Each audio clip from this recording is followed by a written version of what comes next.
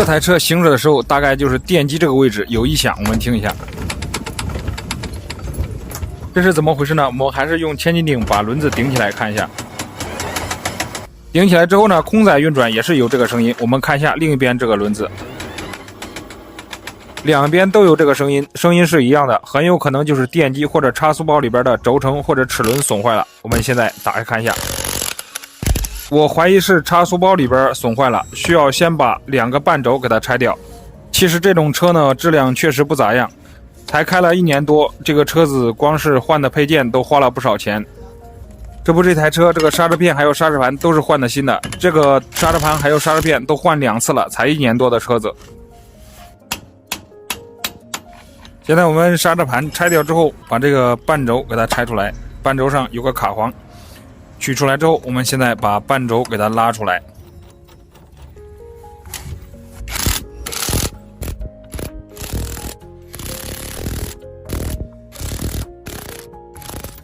半轴拆出来之后，我们检查一下，看半轴有没有问题，有没有损坏。半轴上面这个齿是没有问题的，我们看一下这个轴承也是好的。接着我们把另一边也给它拆开看一下。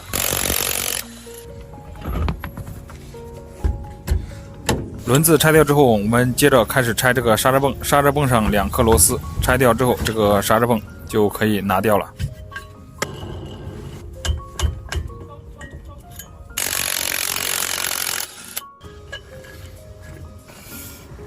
刹车盘外边这个螺丝拆掉之后，用这个锤子敲2下，这个刹车盘就拿掉了。然后接着我们就是把卡簧取下来，还是把这个半轴给它顶出来。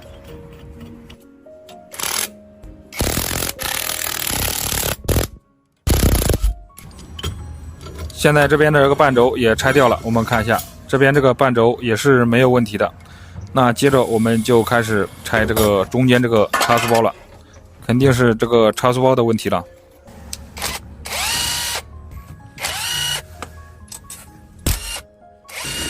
我们先把这个电机给它拆掉，看一下电机上的所有螺丝拆掉之后，我们看一下空载运转这个电机声音是正常的，没有问题。接着我们开始把这个差速包上的几颗螺丝给它拆掉。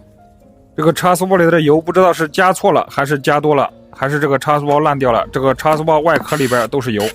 我们现在把这个差速包打开看一下，里边到底是哪里损坏了。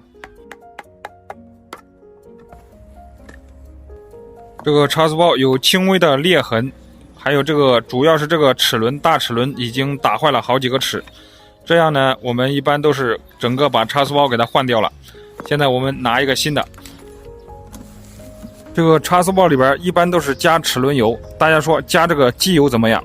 我今天给大家试一下，里边加这个发动机的机油，看一下好不好用。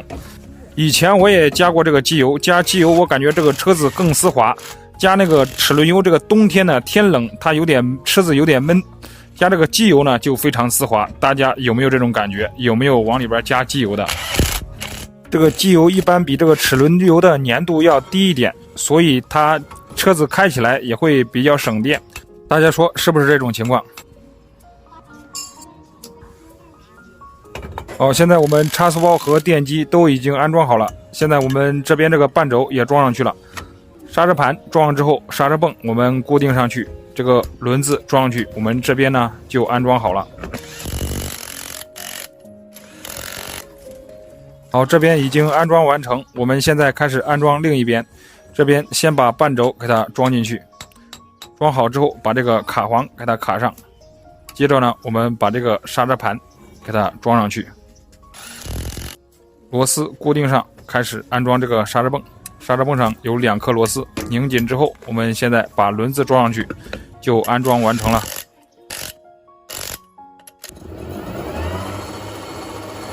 是不是加这个机油感觉特别丝滑？